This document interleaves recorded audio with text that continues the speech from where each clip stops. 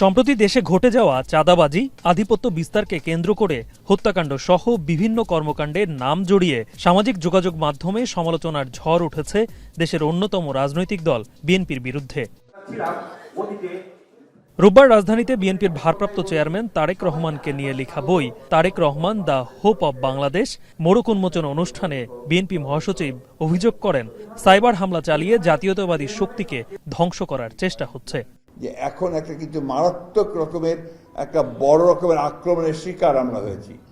Cyber attack হয়েছে আমাদের উপরে, চতুর্দিক থেকে একটা পরিকল্পিতভাবে বিএনপিকে হেয় প্রতিপন্ন করবার জন্য, বিএনপিকে উড়িয়ে দেওয়ার জন্য, এবং সবচেয়ে মারাত্মক যেটা, ফর দ্য ফার্স্ট টাইম এবার আমাদের নেতা তারেক সাহেবের উপরে আক্রমণ হয়েছে।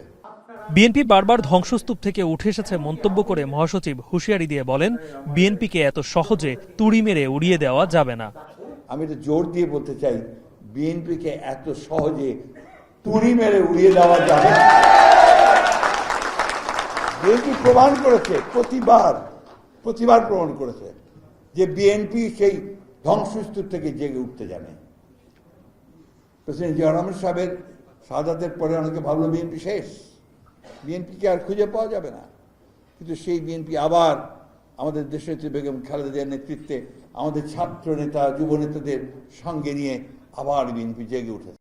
এর আগে সিলেট মহানগরীর পিটিআই মিলনায়তনে মহানগর বিএনপির বিশেষ সভায় বিএনপির স্থায়ী কমিটির সদস্য ডাক্তার AZM জাহিদ হোসেন অভিযোগ করেন, সরকারের অভ্যন্তরে আওয়ামী দোসররা ঘাপটি মেরে বসে আছে বলেই অন্যায়কারীদের গ্রেপ্তার করা হচ্ছে না।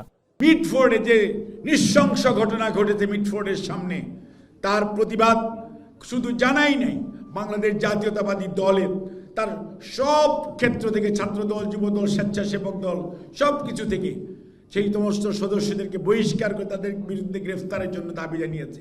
সেই সাথে কি বলছে, যারা ঘটনার সাথে সম্পৃক্ত তাদেরকেও গ্রেফতার করেন, যারা এই নৃশংস হিনিয়াস অপরাধটা করেছে তাদেরকে কিন্তু এখন পর্যন্ত গ্রেফতার অনেককেই করা হয় নাই। এদিকে বিএনপির চাঁদার বলি ব্যবসায়ী সোহাগ এমন সংবাদের জেরে আগামী 5 দিনের মধ্যে যুগান্তর সম্পাদককে ক্ষমা চাইতে আইনি নোটিশ পাঠিয়েছে বিএনপি। স্বাধীনতা যুদ্ধের পরাজিত শক্তি বিএনপিকে টার্গেট করে অপপ্রচার চালাচ্ছে বললেও দাবি করেন আইন সম্পাদক ব্যারিস্টার কায়সার কামাল।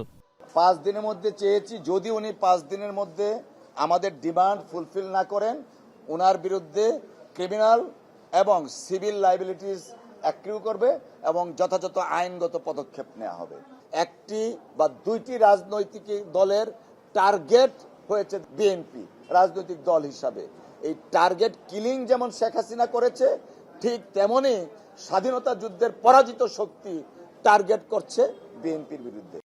বিকেলে চট্টগ্রামে এক অনুষ্ঠানে স্থায়ী কমিটির সদস্য আমির খসরু মাহমুদ চৌধুরী বলেন, জনগণের নির্বাচিত সরকার ছাড়া কোনো পরিবর্তন টেকসই হবে না।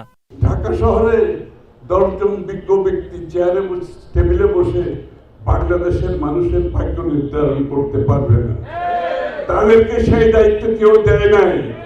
এই পরিবর্তন আসতে হবে গণতান্ত্রিক প্রক্রিয়ার মাধ্যমে, নির্বাচনের মাধ্যমে, নির্বাচিত সংসদের মাধ্যমে, নির্বাচিত সরকারের মাধ্যমে, যারা জনগণের কাছে দায়বদ্ধ থাকবে। যাদের মধ্যে সহনশীলতা নেই তাদের বিপরীতে বিএনপির রাজনীতি হবে সহনশীলতার রাজনীতি বলেও মন্তব্য করেন বিএনপির এই শীর্ষ নেতা। বাধাগ্রস্ত করতে চাচ্ছে গালিব ইবনে রিয়াজ, এখন, ঢাকা। বাধাগ্রস্ত করতে চাচ্ছে।